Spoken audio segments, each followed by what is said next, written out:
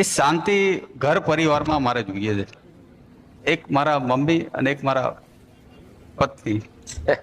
આગળનો રસ્તો હું છે ને મારા કુળદેવીને કોઈ તકલીફ છે કે કોઈ એવો ગુનો થઈ ગયો છે મારા મમ્મી પપ્પાથી કે કોઈ પૂર્વજો વડવાઓથી કે મારાથી કે રસ્તો નહીં ઉસતો મારે. ભલે જો કુળદેવી તારી જોડે જ છે, એમાં કોઈ આગી પાછી વાત નહીં. હા માં. તું કહે છે કે ઘરમાં આ રીતનું વાતાવરણ રહે હા તો અમુકનો સ્વભાવથી હોય છે, પણ આ બધા પ્રહાર સહન કરો ને બરાબર અને એ માર્ગ ઉપર તમે આગળ વધ્યા જ કરો.